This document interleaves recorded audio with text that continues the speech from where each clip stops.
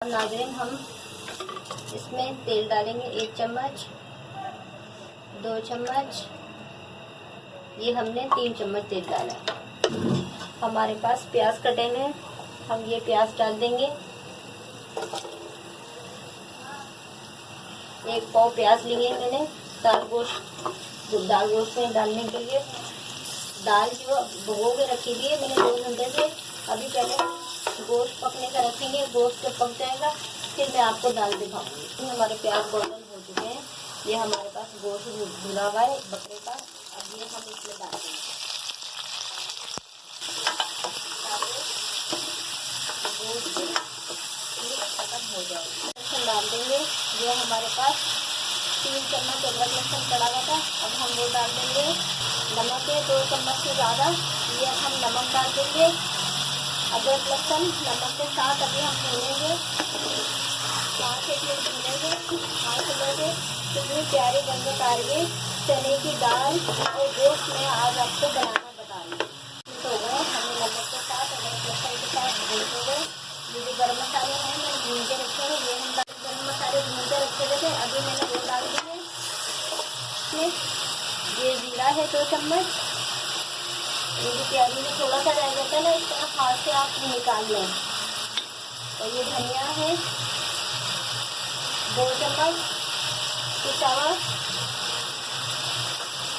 ये मिर्चें हैं 2 चम्मच पिसी हुई। ये हल्दी है आधा चम्मच।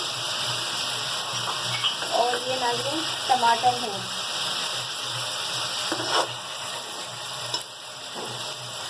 ये टमाटर है।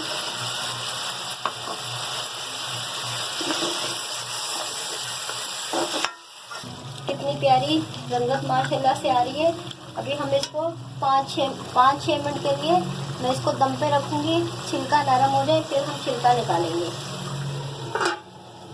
ये भून के हमें टमाटर डाले हुए, मसाले डाले हुए। अब हम देखते हैं टमाटर का छिलका निकलता है या नहीं निकलता। लेकिन माशाल्लाह से देखें नाज़रीन, टमाटर का छिलका पक चुका है, आसानी से निकल जाएगा। ये देखें आप, इस पर ही टमाटर पड़ा हुआ है। ये देखें, ये देखें।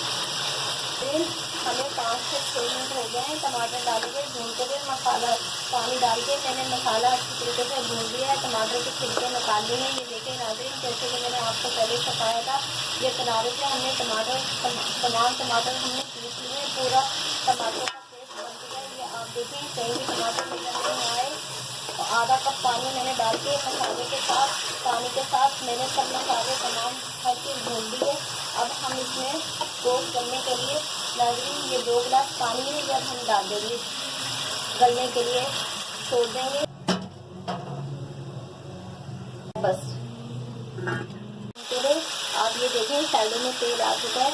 आप भी जब बुनाई करें गोश्त की, जब किसी चीज़ की भी आप बुनाई करें, जब तक साइडों में तेल ना आए तब तक आप बुनाई करें। 5-6 मिनट में बुनाई हो जाती है, ज़्यादा से ज़्यादा 10 मिनट में बुनाई हो जाती है बस। और हमारी दाल गोश्त के साथ बहुत अच्छी तरीके से मसाले में भून चुकी है।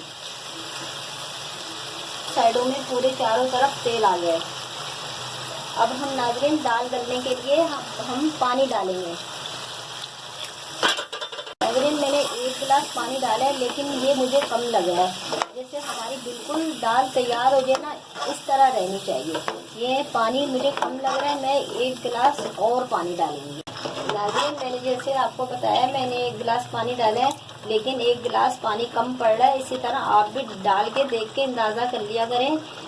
हमें दाल गलानी भी है, दाल गलने के लिए भी छोड़नी है। तो ये पानी कम है, मैं 1 गिलास नाज़रीन और पानी डाल रही हूँ।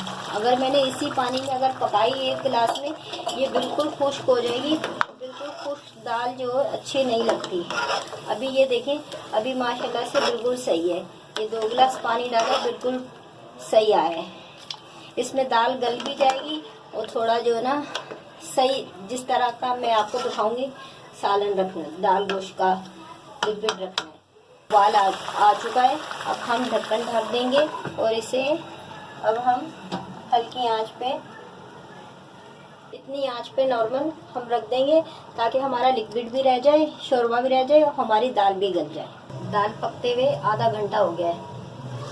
ये देखें नाज़रीन, ये माशाल्लाह से बिल्कुल रेडी है। ये देखो, मैं आपको इस तरह बोल रही हूँ कि दाल इस तरह रखेंगे हम, ज़्यादा खुश्क नहीं करेंगे। अगर ज़्यादा खुश्क करेंगे तो ज़्यादा खुश्क दाल अच्छी नहीं लगती। ये बिल्कुल रेडी हो गई है हमारी। और रोगन अभी थोड़ी देर में आ जाएगा। मैंने शुरू में आपको दिखाया था, मैंने 3 चम्मच रोगन डाला था। रोगन मैंने कम नहीं डाला था, रोगन बहुत ज़्यादा डाला था। अभी जैसे चूल्हा बंद होगा फिर रोगन आ जाएगा।